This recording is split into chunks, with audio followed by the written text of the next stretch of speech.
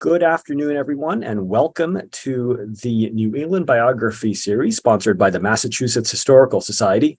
My name is Kanasoran Wongstreet Chanalai. I'm the Director of Research at the MHS. I'm joined today also by Cassie Cloutier, who's the Research Coordinator. We are going to make sure that everything runs smoothly on the back end here as the program commences.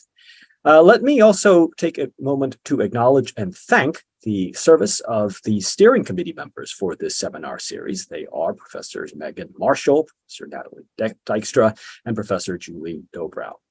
I'll make a quick plug for our 7 series here at the MHS. These run over the course of the academic year, September through May. So this actually is the final program for this 2022-2023 academic year. The committees are busy going through the applications for the next cycle, so we hope you'll check back with us in the fall to see what's coming up in all of these series. All of them, except for this one, the New England Biography series, revolve around pre-circulated drafts of papers and essays. We encourage you to check out the lineup in the fall and see the cutting-edge research that's being done by scholars around the country, actually around the world.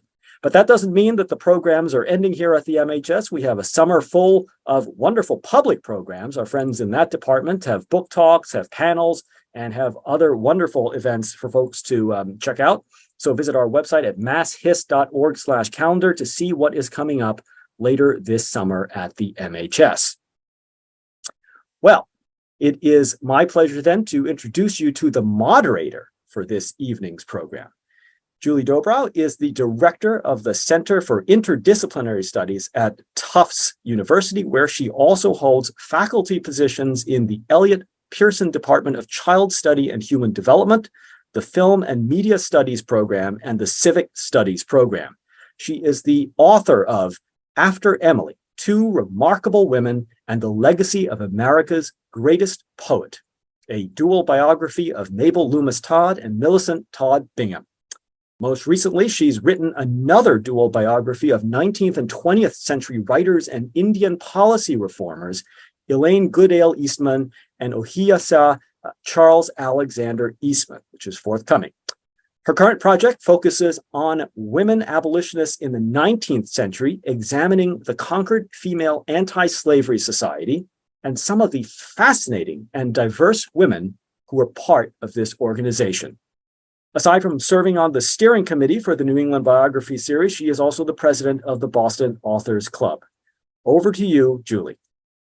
Thanks, Kid. It's a little difficult to provide brief introductions for our panelists tonight because each of them has had such an extraordinary career, but I will try. Tomiko Brown-Nagin is Dean of the Harvard Radcliffe Institute, one of the world's leading centers for interdisciplinary research across the humanities, sciences, social sciences, arts, and professions.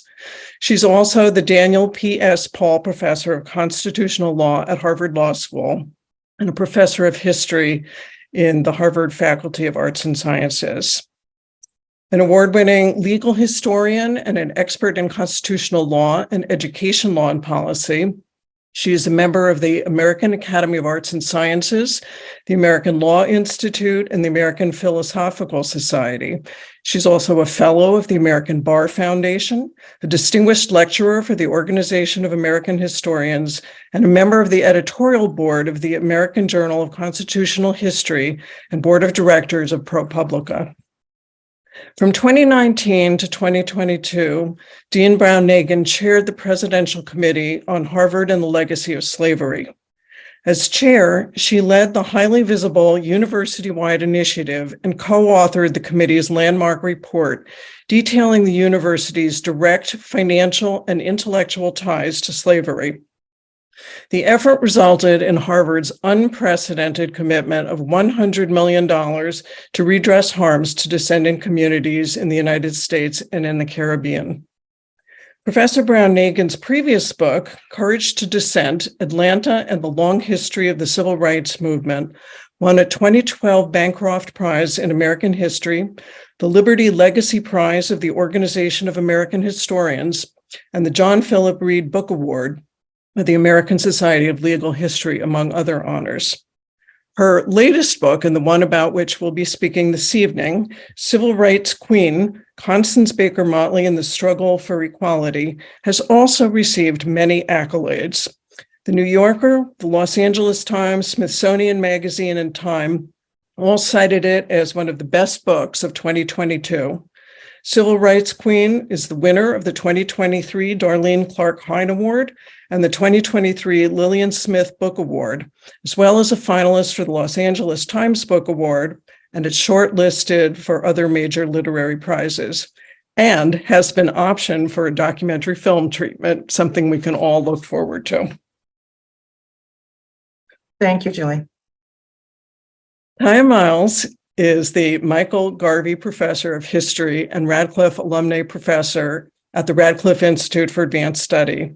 She's a public historian, an academic historian, and a creative writer whose work primarily explores the intersections of African American, Native American, and women's histories in the context of place. She's become increasingly focused on ecological questions, environmental storytelling, and ways of articulating and enlivening African American environmental consciousness. Her forthcoming book, Wild Girls: How the Outdoors Shape the Women Who Challenged the Nation, explores these themes. Professor Miles describes herself as a public historian, and this is indeed an apt description. She has been involved with and curated many diverse projects. These include Eco Girls, an environmental education and girls' self-esteem project, a project mapping Detroit's history of slavery and its ongoing legacies in the city, the Red Thunder Oral History Project, which collects and records the history of the group's successful battle to end cyanide heap leach mining in an effort to protect sacred places in the Little Rocky Mountains, and museum and magazine commentaries on quilting as a form of storytelling. Professor Miles has served as a consultant for many museums, including the MFA here in Boston. She is a recipient of a MacArthur Foundation Genius Award Fellowship and a Height Prize in Humanities from the Dallas Institute of Humanities and Culture. She's the author of 7 books and the only current 2-time winner of Yale's Frederick Douglass Prize for the study of slavery, abolition, and resistance.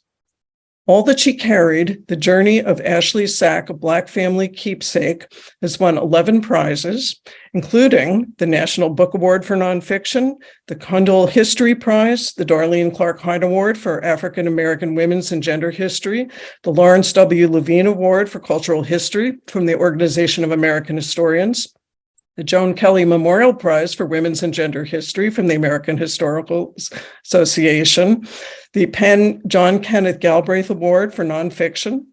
All That She Carried was a New York Times bestseller and was selected as one of the 10 best books of the year by many institutions, including the Washington Post, Slate, Vulture, Publishers Weekly, and one of the best books of the year cited by the New York Times, NPR, Time, Boston Globe, The Atlantic, the Atlanta Journal-Constitution, Smithsonian Magazine, and others.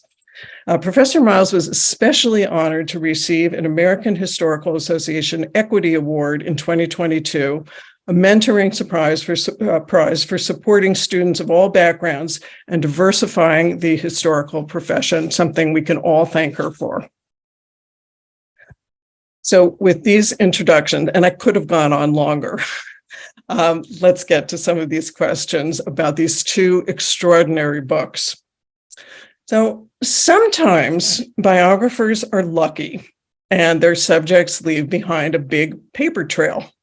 Sometimes we're especially lucky, as in when our subjects leave behind uncurated letters, diaries, and journals. Now, this was certainly the case for me with Mabel Loomis Todd and Millicent Todd Bingham. But often this is not the case. And in the case of many women of color, this is even more often not the case. So I'm going to ask both of you to address this, but Tiya, I'm hoping that you can speak about some of the methods that you used in trying to piece together the stories of Ashley and her sack. And Tomiko, You said that you had to look at every scrap of paper that Constance Baker Motley left behind. And even though, as a reserved woman, she didn't leave a lot, there still were many papers. After all, there are 76 pages of footnotes in your book. So I'm wondering if you can both talk a little bit about your methodology. So, Tomiko, perhaps we can start with you. Okay, I'm happy to do so, and excited to be on this panel with my colleague, Tiya Miles. There were many archival collections about Motley's legal work that I could turn to at the Library of Congress, at the NAACP Legal Defense Fund. There are papers from her time at NYU, the Sophia Smith Archive at Smith College had some papers related to her legislative career. Columbia University Special Collections had a trove of her papers. But the thing that was really hard to come by were papers that shed light on her inner life. And of course, as a biographer, that is something that one hopes to capture. And how did I seek to pierce that veil? Well, I did so by speaking to family members and friends, conducting my own oral history, relying on other oral histories of significant figures in the civil rights movement, many of whom intersected with Motley and some of whom had observations about her. Some papers, by the way, that were archival papers, in addition to the interviews that were important, related to a circle of feminist friends. So people like Pauli Murray and Dorothy Kenyon, Bella Abzug. So I could create a sense of the time and the constraints on Motley by taking a look at some of the things that her friends were saying. And her friends were much more, I will say, vocal about some of the limitations and challenges that women faced at the time. Newspapers were really important. And here, I'm not talking about only the New York Times or Washington Post. I mean, historically Black newspapers that covered her role in, say, Jackson, Mississippi in the 1940s when she litigated an early case challenging unequal pay for Black teachers. And it's actually from one of those papers that I got the title for my book, Civil Rights Queen. It is a Black journalist who was observing Motley, and he refers to her in this way. And actually, I used it as the title of the book because it captures something really important about her. One, how gender always followed her and colored how people saw her. It was hard to place her as a woman who was doing a profession that had historically and at the time was performed by men. So the best thing anyone could think of was queen, right? But at the same time, the queen captures a part of her personality. Certainly the way she performed in public, she was regal. And so it was an appropriate way to describe Motley. So I would say just a combination of, as I mentioned, just trying to find every source that might shed light on the context, on her. I used her autobiography, which incidentally also is not that introspective. It just mostly recounts her legal career, which of course is important, but I just had to keep digging. And I will say, Julie, and I know that you probably would agree, and Tiya as well, a part of the joy of doing history is that sort of detective work, right? Not having things spelled out for you, having to piece it together. And in my case, finding little scraps here and there that confirmed my intuitions about who she was. So, Tiya, you faced a very different situation. Did, but I am equally pleased to be here with my dean, Tomiko Brown-Nagin. And Julie, thank you for organizing this panel. I'm so glad that Massachusetts Historical Society is hosting us for this conversation.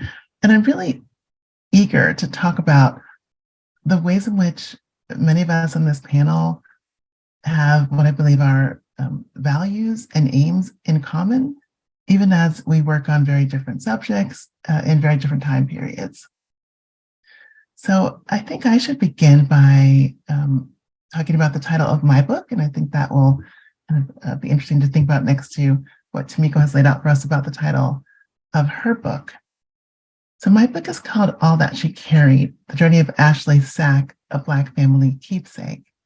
And that title derives from really the central source and the main source, and for a little while there, the only source that I had to try to reconstruct and understand the lives of 3 generations of African-American women who started off being enslaved in South Carolina and then eventually made their way to Philadelphia during the first wave of the Great Migration. The first woman in this family story's name was Rose, and her daughter was Ashley. There was a generation in between, which is very difficult to get at, but that woman's name was Rosa. And then the third generation that I focus on is about a young woman named Ruth. So my research methods really began with the sack, a material object and artifact, which had 3 of these women's names sewn onto it as a part of the telling of these women's story, which was captured by Ruth, who was really her family historian. She's the person who wrote the story down by way of stitching it onto the cloth. From that starting point, with a few lines sewn onto cotton about these women's lives, I was very desirous of finding out who these women were, trying to understand where they came from, what their experiences were like, and how they got a hold of this sack that became so important to them that they passed it down over the generations. And so my first step was to go to see the sack in person at the Smithsonian in Washington, D.C., and to just spend time with it, to just look at it, think about it, allow myself to feel the emotions that came up as I was contemplating it. And then my next step was to actually try to follow the trail that the sack itself had followed when it was being carried by these women across space and across time. So I went to South Carolina, and I went to the plantation that owns the sack, the Middleton Place plantation, right outside of Charleston. I walked those grounds. I met with curators there. I talked with them and learned from their experience working with the sack, because they were the ones who had done the initial research on the sack, who had studied the material and had exhibited it. And after talking with the people who knew the material best at the Smithsonian and at the plantation in Charleston, I next moved toward trying to identify these women in documents. So I looked at documents that were housed at the plantation. I looked at documents that were housed in the state archives and in small libraries and archives in various locations in the state. I looked to documents that had been digitized and placed online. I looked at attachments of documents that various family members, not related to this family, but people doing their own family history, had attached to their discussions on social media websites and on Ancestry.com. And after trying to pull together the various little tiny bits of information that were available and identifiable in these documents, I then tried to take a step out and to build historical context by looking at not just secondary sources that were straightforward history, but also by looking to creative sources, things that had been written in the past and the present by especially Black women who were attempting to get closer to the experience of enslavement. And so by the end, I layered these methods on top of each other as a way to try to, again, reconstruct the history of these women and to tell the story of how they got a hold of this sack, how they packed it with various items that were special to them, how they passed it through the generations, and how they then embellished it with an embroidered story. So, Tiya, you're talking a little bit about traveling to some of the places that the sack had been, and that the people who created it and carried it had been. And Tomiko, I know from reading your book that you also traveled to many of the places that Constance Baker Motley lived and worked. So going to the places where our subjects lived, where they did their important work, can also be very revealing to a biographer. And I'm wondering if both of you could talk a little bit about that, both in terms of some of the things that you learn from being there, and also what it means to you emotionally as a biographer to literally walk in the footsteps of where your subject had walked. That's such a good question.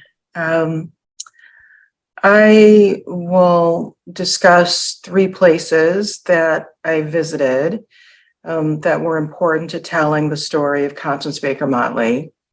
First, she grew up in a West Indian family in New Haven. Virtually all of her male relatives worked for Yale University as cooks or in other roles, support roles in the eating houses. Her father actually worked as a chef for Skull and Bones. And I returned to New Haven, to where she grew up, to really appreciate the proximity to Yale. And just imagine what it must have been like for her and her family to grow up in the shadow of Yale. No exaggeration. And one of the things that was so moving about doing that is I attended Yale Law School, and one of the things that was so attractive about Yale is just this amazingly beautiful, imposing campus. And I say that as a Harvard person now, but Yale is just imposing with the Gothic architecture in a way that is unique. And I felt that it was imposing, in the 1990s. And I could just imagine the impact of walking in those environs.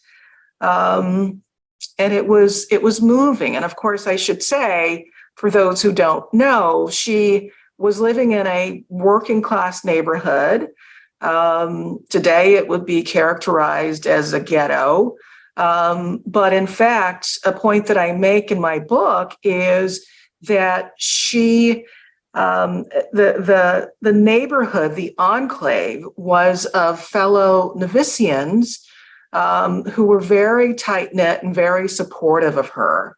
And I make the further point that although one could imagine that a Black person growing up in the shadow of Yale with a father who worked for Skull and Bones might actually resent it, that was not the impact of being in that environment on Motley.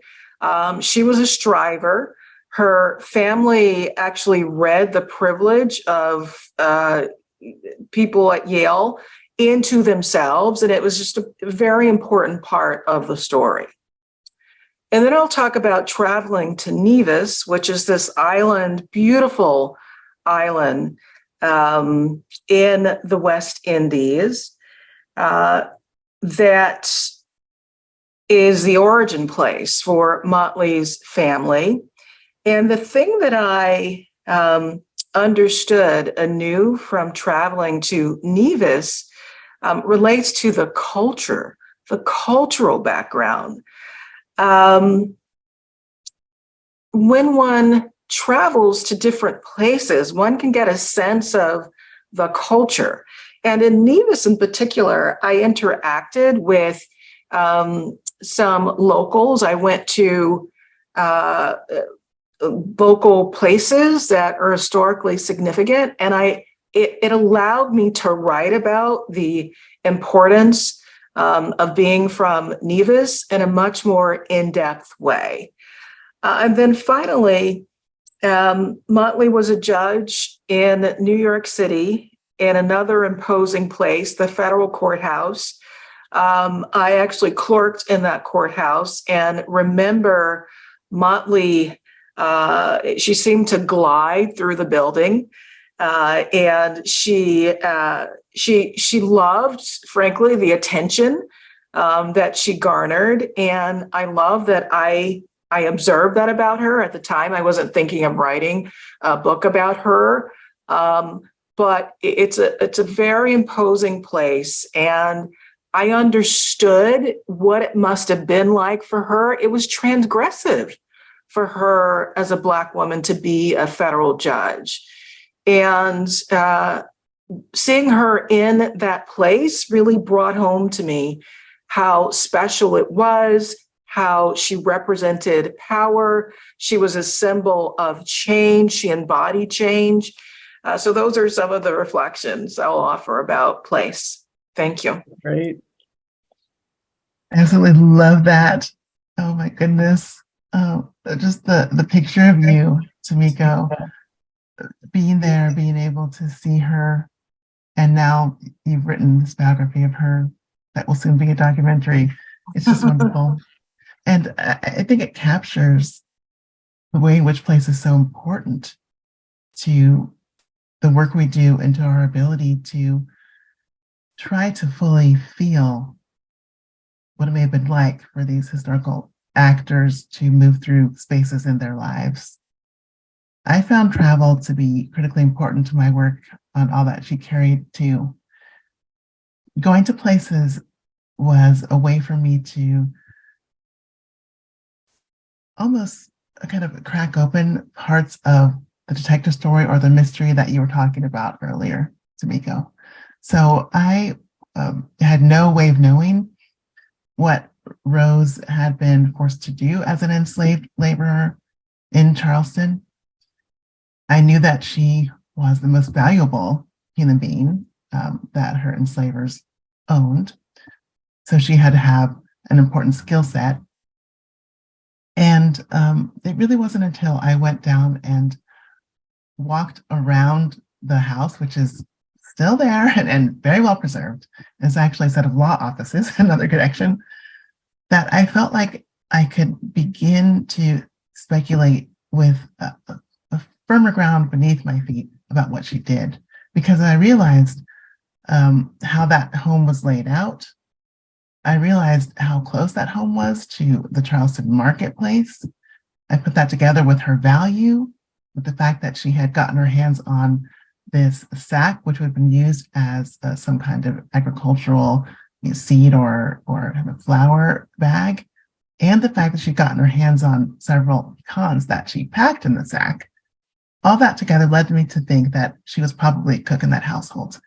And that realization came to me in part because I was there at the place and was getting more of a sense of the landscape, the cityscape, the streets that she would have walked during the course of her daily life as an enslaved woman.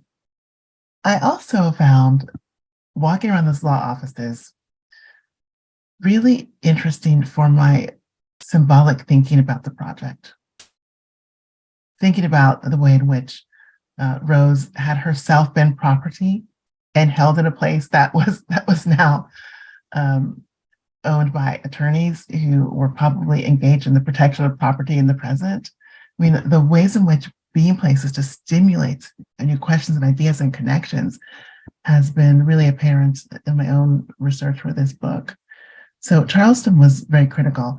Philadelphia, another place that the SAC could travel to and that I traveled to, was important in a different kind of way. So I went to Philadelphia because I wanted to go to the place where Ruth, descendant of Rose and Ashley, had been, the place where she had sewn the family story onto the sack. I wanted to get a sense of the Bryn Mawr College area, which is the place where she had been employed.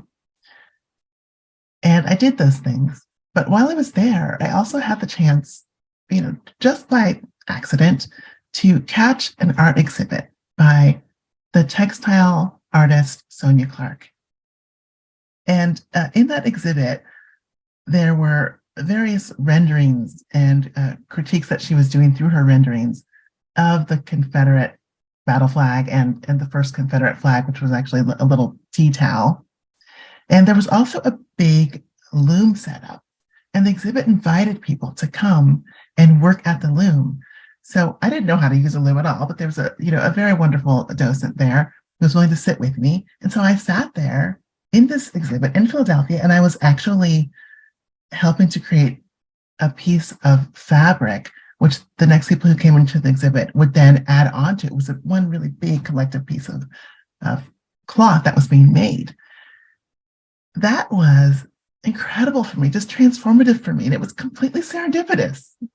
It's just because I happened to be in Philadelphia that I got a chance to go to this exhibit, and I felt so much closer to the textile, to the fabric, to the cloth, to the making of things with cloth or through cloth. And this experience completely infused my work in the book, and fabric became much more important to what I thought about because I'd had that hands-on opportunity. I'll just say one more thing here. This connects with what I said earlier about going to the various museums where the SAC had been exhibited. In traveling to places where the SAC was on display, I got to observe other people interacting with this artifact.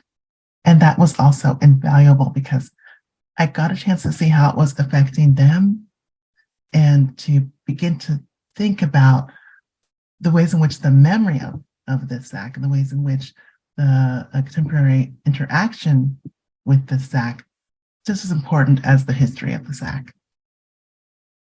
Yeah, thank you for sharing these really powerful experiences.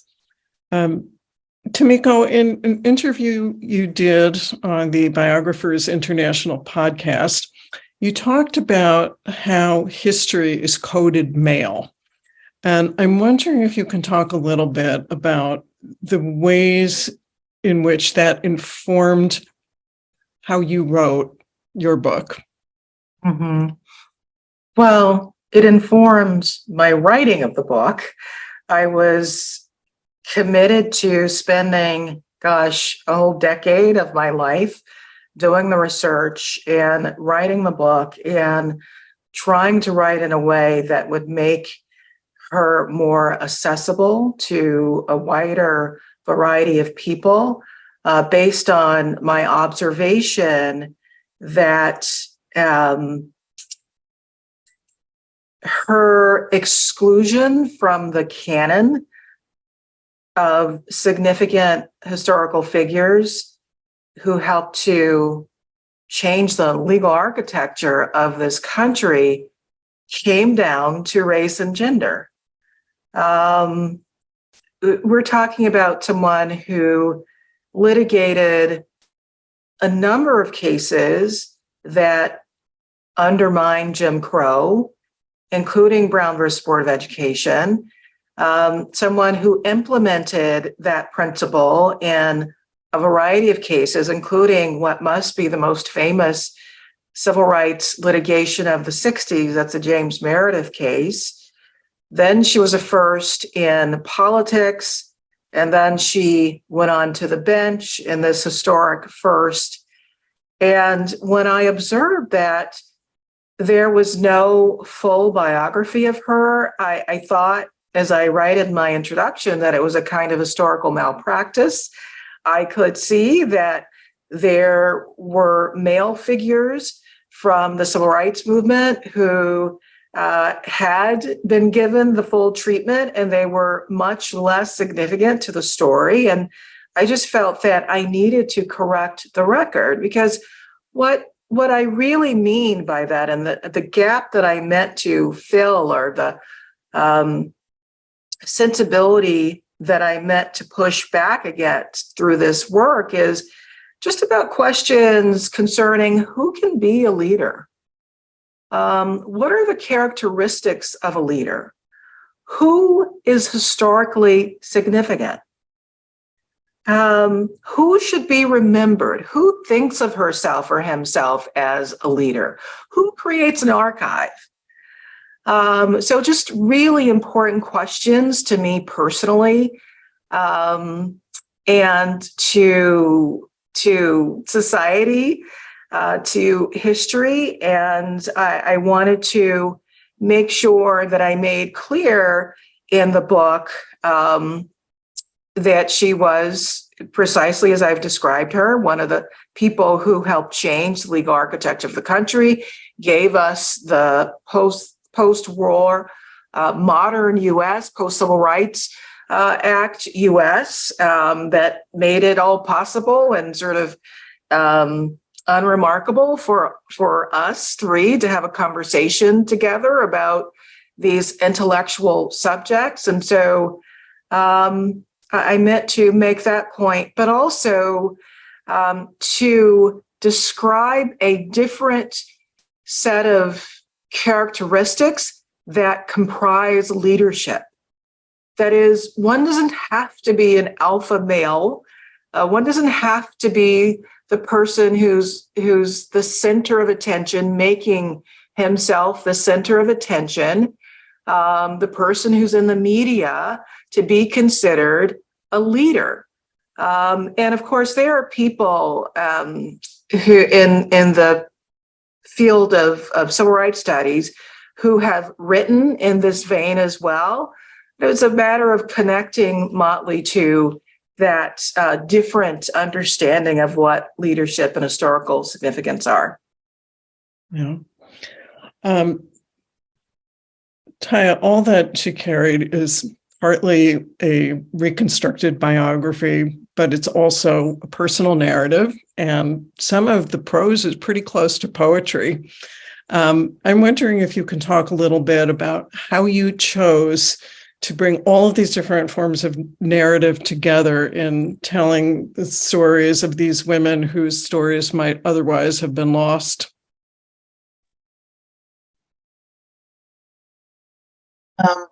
I suppose it was a choice. It was a creative choice at some point along the line, but really it was a choice made out of scarcity and out of the paucity of evidence that existed about this family. When I started the research, I had high hopes that I would be able to find all kinds of information about Rose and Ashley and Ruth. And several months in, I realized that was not going to be the case.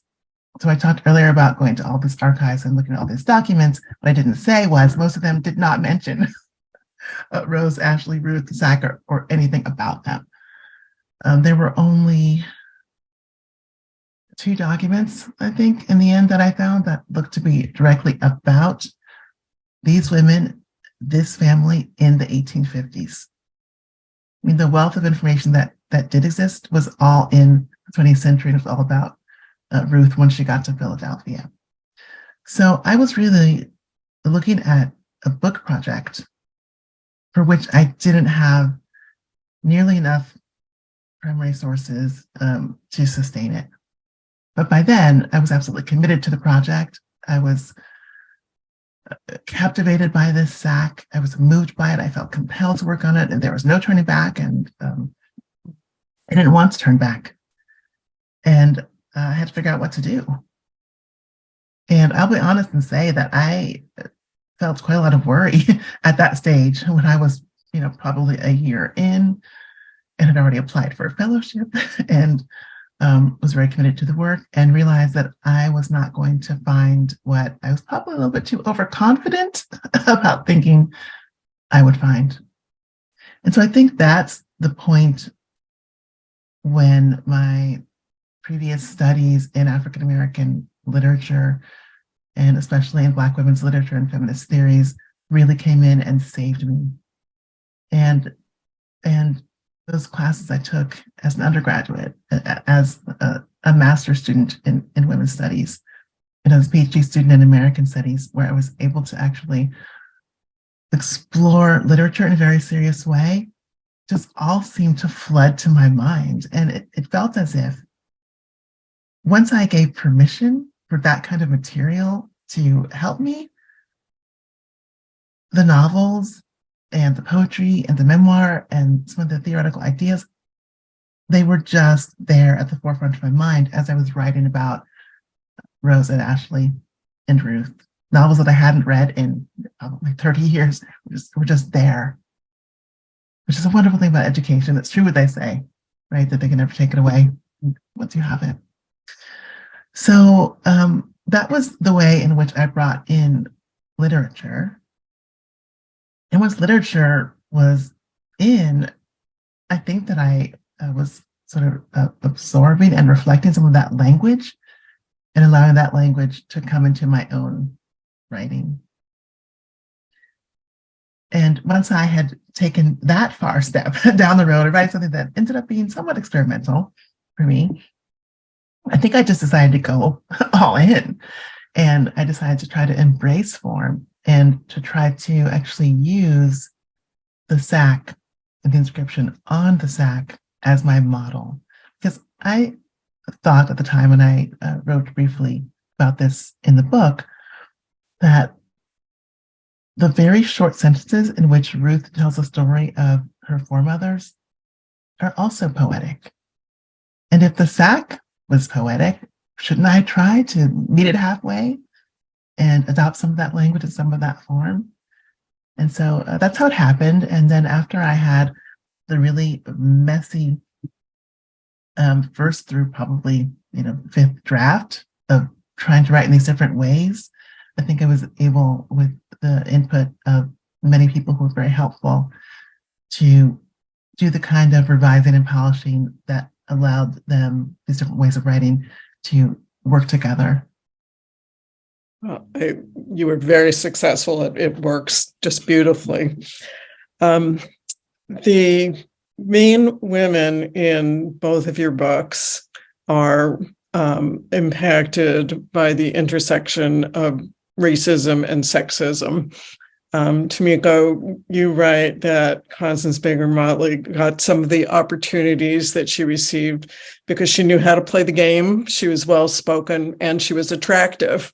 And yet it was so often the men with whom she worked that got the opportunities to go ahead. And some of these men, including Thurgood Marshall, appeared at times to value her not just as a brilliant lawyer, but also as someone whose legs they admired. And as for the women and all that she carried, Tiya, we see that even after slavery formally ended, the women in Ruth and Ashley's families still bear its legacies, and it gets carried forward in a lot of ways for these women. So I'm wondering if you can each talk a little bit about how you think the women in your books had lives that were so profoundly marked, not only by the color of their skin, but also by the intersection with their sex. Mm-hmm. Yes, an important story to tell. And in my case, I specifically discuss how Motley's working class background intersected with both of those two categories to constrain her. In fact, in her autobiography, she writes that the poverty was omnipresent in a way that the racism or sexism was not. Now, in my work, I explain that a part of Motley's interpretation of racism in the North reflects her understanding of racism in the South. In other words, as compared to the Jim Crow South, certainly as she looks back on her growing up, she has much more room to maneuver. But there's plenty of deprivation of opportunity on both of those grounds in New Haven, Connecticut. As to, I can go to her career aspirations as expressed to her family and to friends. She was thought to be kind of crazy for thinking that she could be a lawyer. It was just a strange aspiration for a working class Black girl to have when she did as a teenager. And her own mother told her that she should pursue a practical vocation like hairdressing, that it was just sort of silly for her to aspire to be a lawyer. And in fact, it was thought that she shouldn't have the aspiration to even attend college.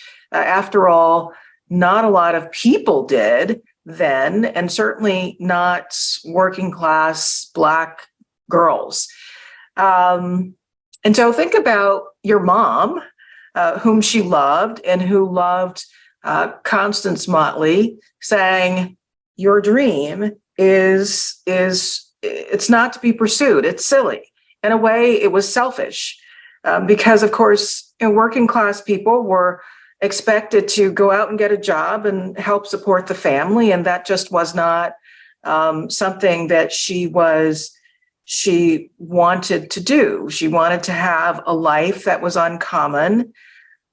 She did experience sexual objectification by Marshall and others. I do want to make the point that that's certainly not the whole of their relationship. In fact, the point that I'm making by inserting that story into the book is that sexual objectification of women is just pervasive. Like the oddity is not that he would objectify her, but that she would actually be in the workplace to be objectified, right? What else can I say about that? There are just so many ways in which she was at a disadvantage. When she went into politics in Harlem in the early and mid 1960s, she was resented by a lot of people, including Black male politicians who dominated the scene, some of them in Harlem. She was perceived to be out of place again. She was denied a promotion because of her race and gender. When Thurgood Marshall left for another job, she wanted his job at the Legal Defense Fund. She didn't get it. And she certainly thought that both race and gender colored the decision-making. And I can go on, but I won't. That's just a sampling of how she was limited, but also a trailblazer. And it's a general point that one might make about certainly women of the era who became trailblazers. You could tell a similar story about Ruth Bader Ginsburg on the gender front and others. But ultimately, it's a story about agency and resistance as well as those constraints.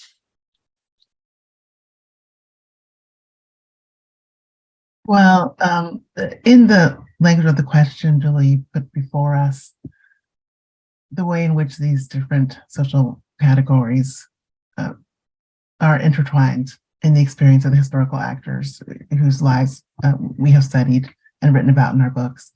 And that's certainly the case for Rose and for Ashley and for Ruth. The earlier generations of women in this family were, of course, Black women, and they were extremely vulnerable not only to enslavement because of that cross-cutting status, but also to sexual exploitation. I noted before that there is very little documentation about these women's lives, and so no one can say for certain that anyone in this family was sexually assaulted, but looking at Black women's firsthand accounts from the period of enslavement, looking at their narratives, looking at interviews that were conducted by the Federal Writers Project interviewers, the WPA slave narratives, they're called, we see a very dramatic, undeniable pattern of sexual assault. So it is certainly possible, probably likely, that this was a factor in Rose's life. Other scholars have raised this question as well. And one of the things that I found when I was looking at social media posts and ancestry websites posts was the disclosure of Black people who were saying that they were descended from the enslavers of Rose and Ashley, that they were actually also the direct descendants of that enslaver. I think that came out in kind of a confused way. But the people today were writing online that they could trace their own ancestry back to the enslavers that also most likely owned Rose and Ashley. And these were Black people. So that is in no way evidence that is a certainty about this kind of situation, but it's just another breadcrumb that we can line up with many others from sources that Black women have left for us to tell us that it was certainly a possibility and even possibly a likelihood. So I think I would stress this particular kind of exposure, this particular kind of vulnerability that was connected to sex that the women in my book would have experienced. Mm-hmm. So I'm going to ask one more question, but before I do, I just want to remind the audience, if you'd like to ask a question, that you can either raise your virtual hand or you can type a question into the Q&A. So Tomiko, you spoke a little bit earlier about the importance of understanding where Constance Baker Motley's family had come from. And from reading both of your books, I think that lineage is a really important theme in both of these books. So I'm wondering, Tiya, if you can speculate a bit how the line from Rose to Ashley to Ruth is freighted with the collective trauma of separation and oppression. And Tomiko, you're situating Motley in terms of her own parents' immigration to the United States and her own position within this very large extended family that she had were formative, because I think we see in both of your books that family is very important to these women, where they came from, who they are and who comes after them. Absolutely. Tiya, would you like to go first or shall I? Why don't you? Okay, will do. Yes, the family background is important because it reveals culture, cultural norms such as social conservatism, an emphasis on religiosity, an allegiance to respectability, which meant conforming to all of the stereotypes about, or many of the stereotypes, I should say, about how women should dress, girls should dress, what they should desire, how they should think about marriage, what their roles were within the home. Now, Motley obviously chafed against some of those things, given the career that she pursued, but it was still a part of her. And I talk about some ways in which, even as she was a civil rights lawyer, one can see how she remained deeply committed to the politics of respectability. She was forever religious, or at least a churchgoer. Her parents also gave her and her community a commitment to civic activism. Family was deeply important to her.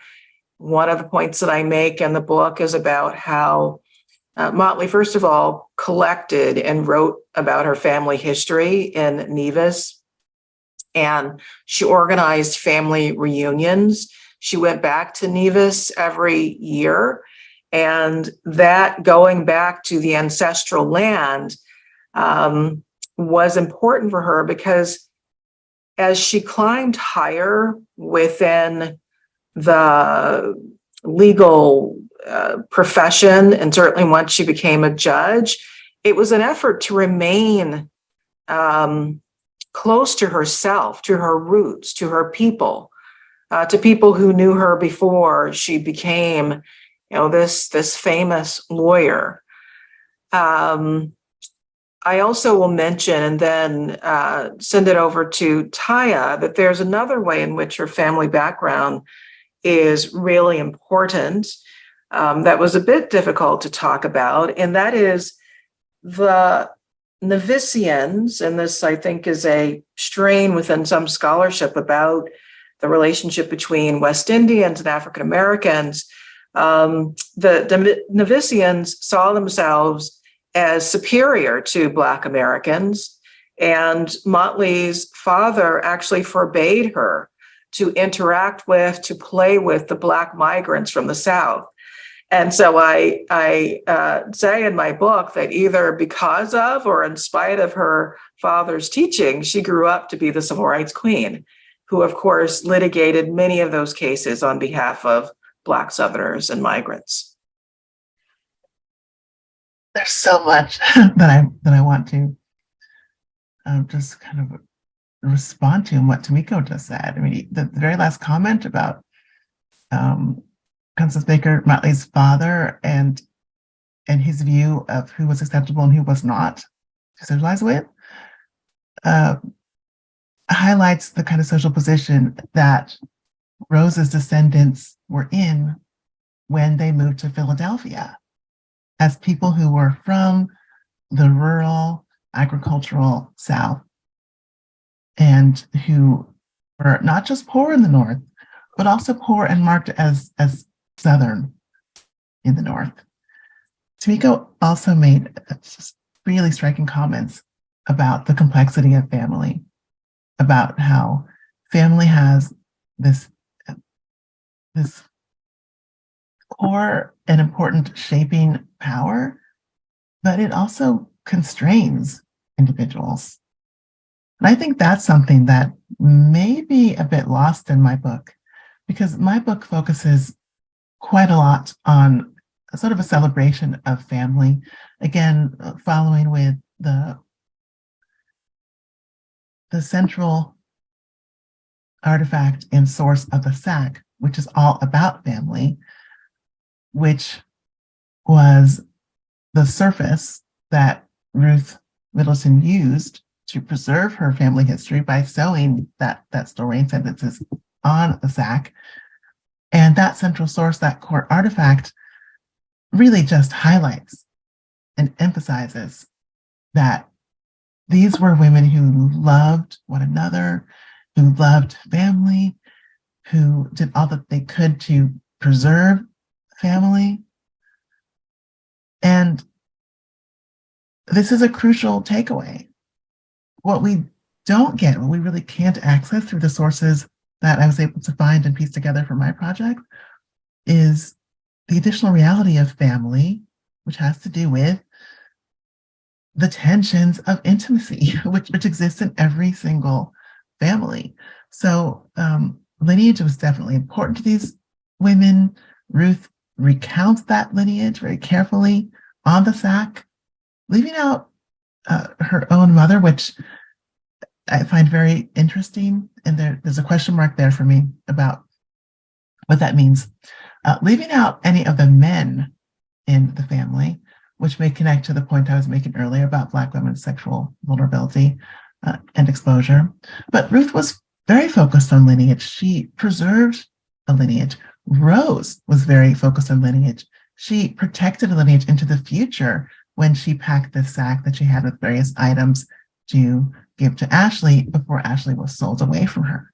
So family is key, and family is central, but family is also very complex.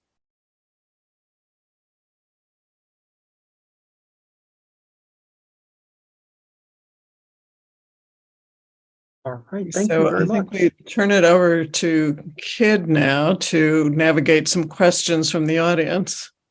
All right, our first question is for both authors. This is from Jane Urban. She writes, what do you think your subjects would have to say about our current cultural climate, where there are real threats to the historical record and where stories like theirs are in danger of erasure? What might they face these times? How might they react? Well, I can tell you, Constance Baker Motley would not be happy.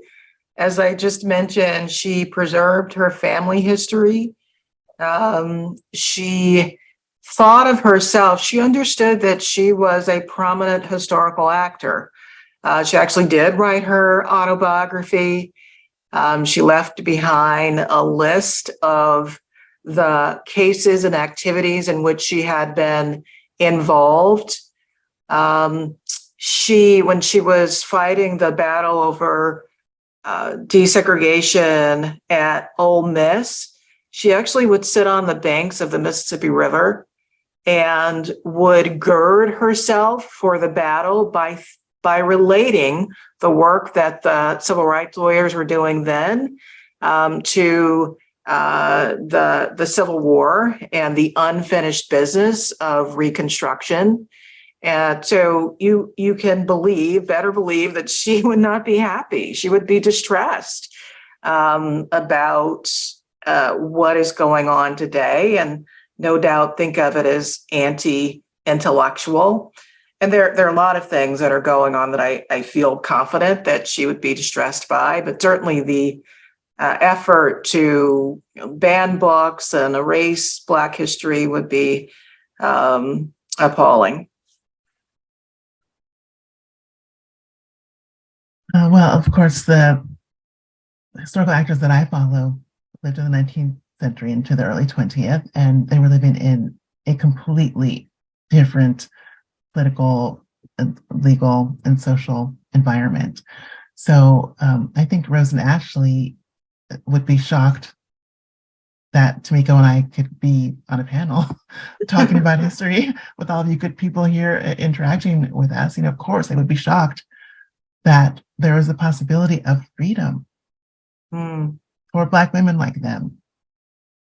If I fast forward in time to Ruth, their descendant, the person who sewed their story onto the sack, I think Ruth would be appalled at what is happening right now in our culture. Ruth was someone who very consciously joined a church in Philadelphia. She very consciously made sure that she accessed opportunities to learn how to read and write, which would have been denied her foremothers down in South Carolina. She, I think, took great pride in her ability to write her family story down in stitches.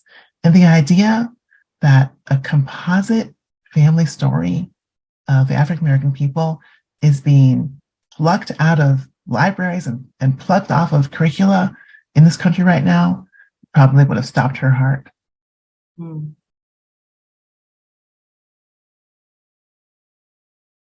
Here's another question for both of you. Do you think there are ongoing and particular challenges to the publication of biographies of women, even in 2023? I do, for all of the reasons that I described as having motivated my work. It remains the case, I would say, that it can be difficult for historical works about women, even a woman like Constance Baker Motley, to find leverage, to be discussed, to be recognized. And I say this, although this work has done well, it's taken a lot to ensure that that is the case. And I know because I actually left one agent and went to another, and left a publisher and went to another in order to get this work out, that it continues to be a problem. It's just difficult to be seen and appreciated. And I have to say, I'm so grateful that my book happens to have been published around the same time that Justice Ketanji Brown Jackson was nominated, because it turns out she shares a birthday with Motley, and she spoke about Motley when she was introduced. Kamala Harris spoke about Motley when she was nominated to the vice presidency.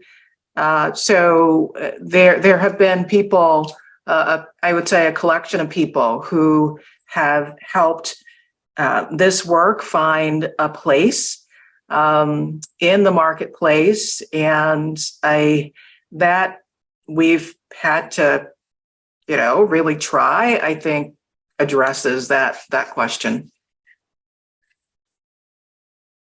That's how important timing can be, which we cannot control. I appreciate that behind the scenes, Tomiko, and so I'll share one, which is that the first publisher, the first editor that I talked with about this book idea, told me that it seemed very small, that it seemed, perhaps a little bit too narrow, and did not accept the proposal. So I think there are certain expectations that are in place about what kinds of stories and what kinds of subjects can actually kind of cross over to a wide readership. I actually want to know what Julie thinks about this. Julie, would you share your thoughts? Because you've written biographies, many. Or with both of you, it's certainly been my experience. The first agent that I talked to about my first book said to me that he thought it was an interesting story, but he didn't think he could sell the book because, frankly, he thought that Mabel Loomis Todd was an unlikable woman, and therefore the book would not sell.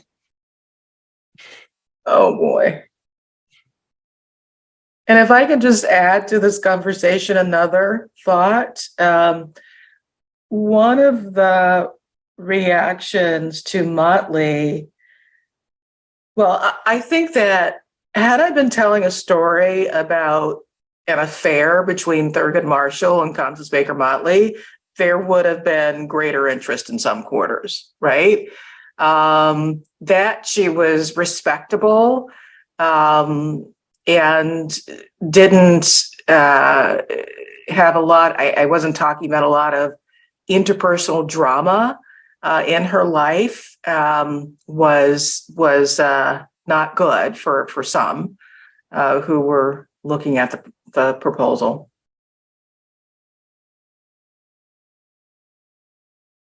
All right, thank you. We have another question for both of you from an anonymous attendee. Can both of you speak to the whole question of who gets to be seen as a noteworthy historical figure, especially when they are African-American descendants of slaves in the United States? Usually the average regular person who is just trying to get by is not chronicled, at least by most historical biographers. How can we raise up the lives of people like this more, and why should we?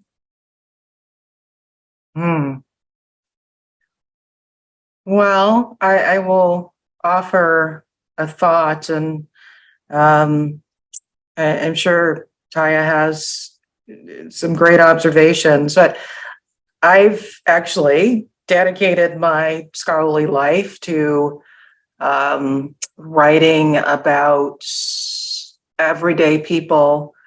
I would associate myself with the new social history, as it was called, when historians first started writing African-American history, women's history, about local people who were participants and agents in stories about change in this country. Motley is differently situated than some of those people. And yet, as I've described, even she, in some people's minds, was not quite important enough to merit the kind of push that one needs from a commercial publisher to make someone or make one story or one's book widely read. So I hear you, and I've been part of a conversation about who should matter for a very long time.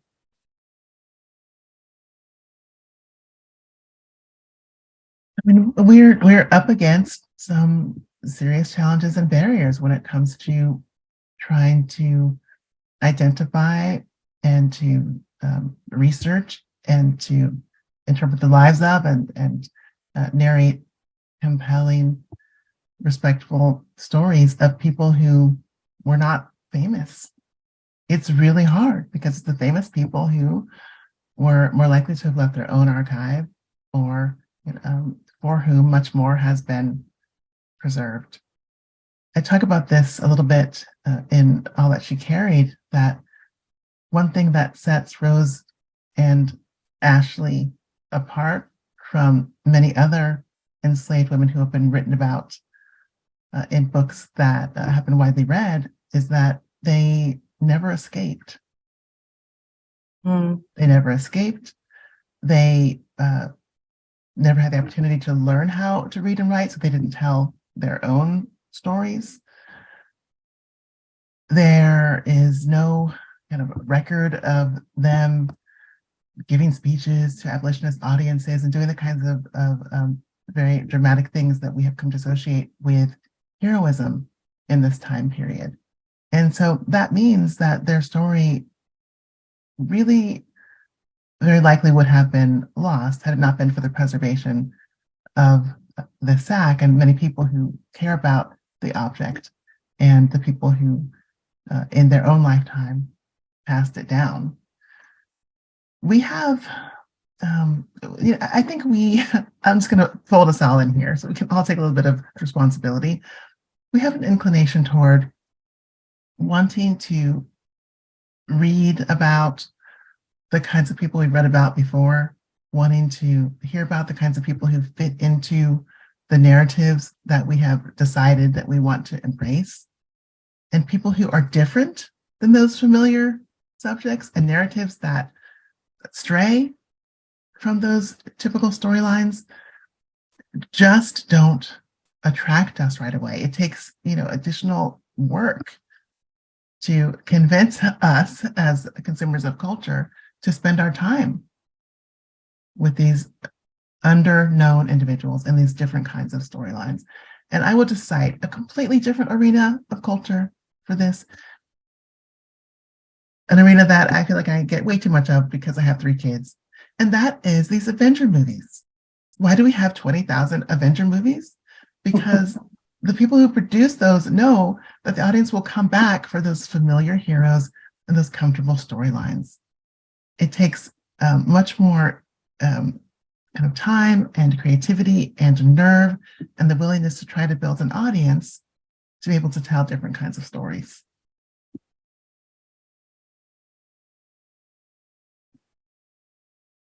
Very much. We have 1 minute to go before we end. So maybe this is a good last question to end, and we'll make this brief. It's fitting because the MHS is putting this on. This is from Sarah Giorgini, one of our editors here at the Adams Papers. Your biographies make brilliant use of manuscripts, material culture, and more. How can archives and libraries make these sources more discoverable?